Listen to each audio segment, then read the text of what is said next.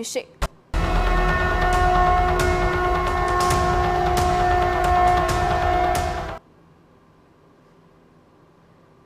તો સીધા દ્રશ્યો અમે આપને બતાવી રહ્યા છે કે જ્યાં પ્રયાગરાજમાં મહાકુંભમાં અમિત શાહ કે જેઓ દ્વારા આસ્થાની ડૂબકી લગાડવામાં આવી છે તેમની આસપાસ પણ જોઈ શકાય છે કે જ્યાં મહા અખાડાના પ્રતિનિધિઓ પણ હાજર છે અને ખૂબ જ અદ્ભુત દ્રશ્યો છે કે જ્યાં ત્રિવેણી સંગમમાં આસ્થાની ડૂબકી લગાવી છે ત્યારે સીધા દ્રશ્યો અમે આપને બતાવી રહ્યા છે સીએમ યોગી પણ તેમની સાથે જોડાયા છે આધ્યાત્મિક મેળો જ્યાં લાગ્યો છે પ્રયાગરાજ જ્યારે પવિત્ર બની ગયું છે મહાકુંભ યોજાઈ રહ્યો છે અને તે વચ્ચે કેન્દ્રીય ગૃહપ્રધાન અમિત શાહ પણ પહોંચ્યા છે તેમની સાથે સીએમની પણ ઉપસ્થિતિ જોવા મળી રહી છે સીએમ યોગી સાથે ત્રિવેણી સંગમમાં આસ્થાની ડૂબકી લગાવી છે જૂના અखाड़ा साधु संतों साथे प्रसाद ग्रहण करशे तेवी पण विगत चलेगी। शंकराचार्य 3 मठों के शंकराचार्य से उनकी मुलाकात का भी कार्यक्रम है।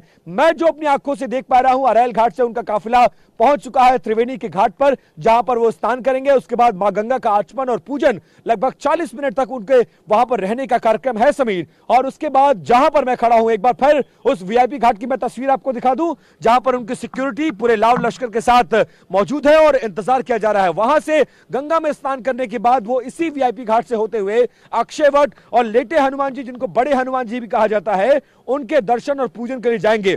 तो न सिर्फ मां गंगा का पूजन और अर्चन का कार्यक्रम है, इसके अलावा एक विशेष पूजा रखवाई गई है प्रयागराज की उस धरती पर जहां पर लेटे हनुमान जी रहते हैं। और इस मंदिर का बड़ा पुराना महत्व है और बहुत प्राचीन मंदिर और बहुत मान्यता है।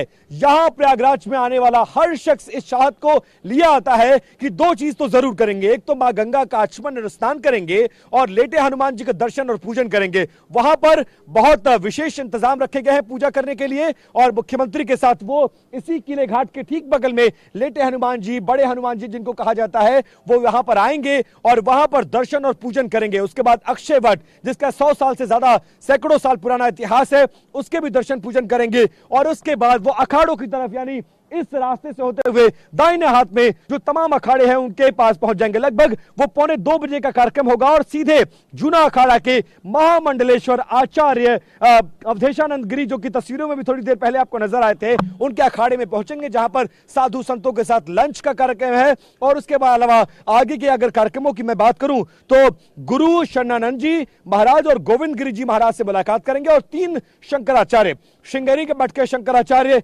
पुरी मठ के शंकराचार्य और द्वारका मठ के शंकराचार्यों से मुलाकात करेंगे, बातचीत करेंगे और यहां से एक बड़ा संदेश देने की भी कोशिश, क्योंकि आप जानते हैं सरकार जो दावा कर रही है कि 40 दिन में लगभग 40 करोड़ लोग आस्था की डुबकी लगाएंगे। और ये हर सनातनी का, हर हिंदू का ये सपना होता है जब इतने विशेष मौके पर इस कुंभ का आयोजन हो रहा है और दावा ये किया जा रहा है कि 144 साल बाद यानी 3 पीढ़ियों के बाद ये मौका आएगा, तो कोई भी इस मौके को क्यों मिस करना चाहेगा। इसीलिए देश के गृह मंत्री अमित शाह भी पहुंच चुके हैं सपरिवार गंगा में, न सिर्फ स्नान करने के लिए विशेष पूजा अर्चन का कार्यक्रम है, हनुमान जी का दर्शन, साधु संतों से मुलाकात, लंच, शंकराचार्यों से मुलाकात, ये पावर पैक कार्यक्रम रहने वाला है। और लगभग 6 से 7 घंटे तक देश के गृह मंत्री अपने सपरिवार यहां पर मौजूद रहेंगे। उनकी अगुवानी के लिए उत्तर प्रदेश के मुख्यमंत्री आपको तस्वीरों में जगह जगह पर नजर आ रहे हैं। एयरपोर्ट पर उनका स्वागत किया गया, साधु संतों से मुलाकात और अब स्नान करने का भी कार्यक्रम पहुंच चुके हैं वो।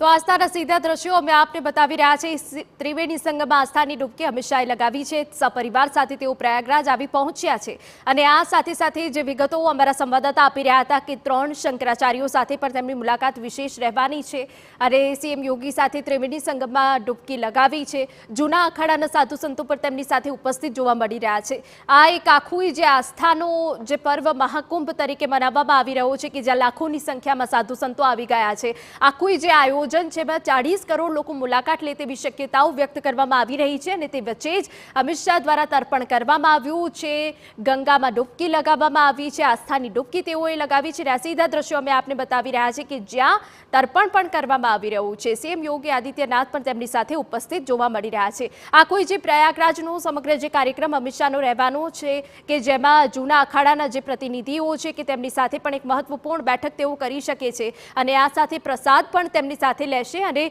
जे रीते अमारा संवाददाताए विगतो आपी छे कि 3 शंकराचार्यों साथेनी मुलाकात पण सविशेष बनी रहेवानी छे। सपरिवार साथे अमित शाह आवी पहोंच्या छे प्रयागराज अने 144 વર્ષે વિશેષ સંયોગ સાથે મહાકુંભ યોજાઈ રહ્યો છે, જેમાં જેટલું બી આખું આયોજન છે, જેટલા દિવસનું, તેમાં 40 કરોડ લોકો મહાકુંભમાં મુલાકાત લે તેવી શક્યતાઓ છે. જો કે અત્યારે લાખોની સંખ્યામાં લોકો ત્યાં પહોંચી રહ્યા છે, આસ્થાની ડૂબકી લગાવી રહ્યા છે. આખો જે આ ધર્મનો તહેવાર છે, જે મહાકુંભ તરીકે છે, તેઓ જે છે ત્યાં આસ્થાની ડૂબકી લગાવવા માટે લોકો આવી રહ્યા છે.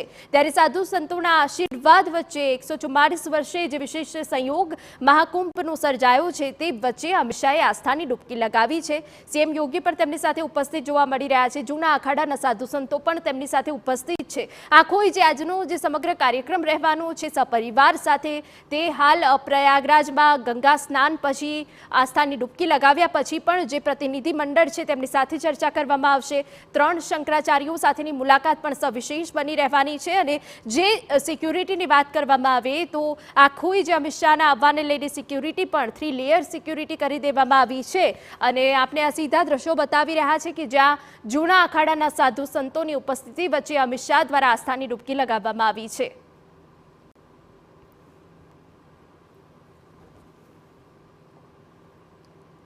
તો મહાકુંભમાં ગૃહપ્રધાન અમિત શાહ પોતાના સપરિવાર સાથે પહોંચી ગયા છે. પહેલા તો જૂના અખાડાના સાધુ સંતો સાથે તેઓએ બેઠક કરી હતી.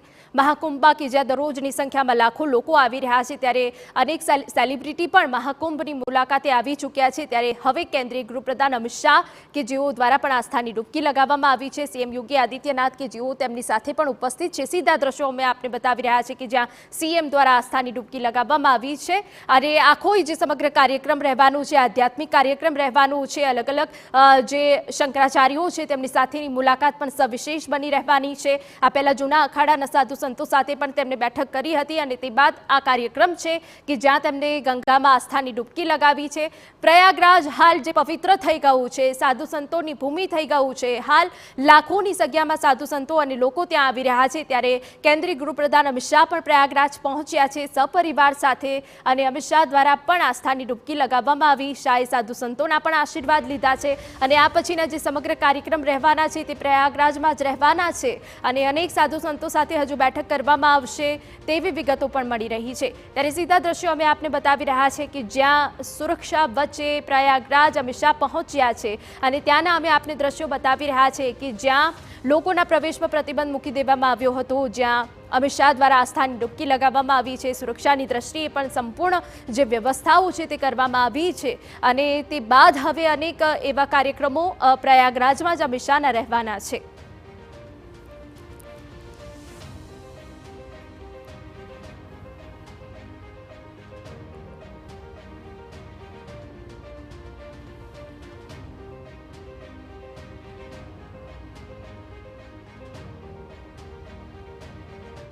वो 14 जनवरी का हो, 29 जनवरी का हो या फिर 3 फरवरी का हो, इन तीनों तिथियों पर नो वीवीआईपी मूवमेंट होगा.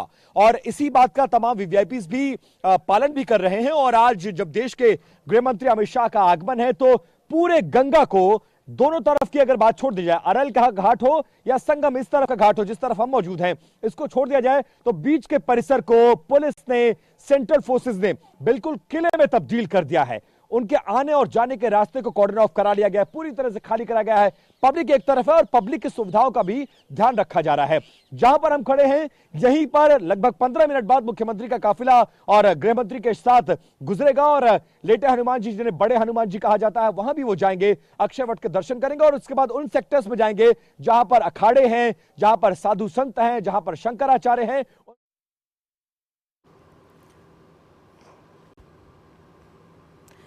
તો અમારા સંવાદદાતા જયેશ પારકર પ્રયાગરાજથી જોડાઈ ગયા છે.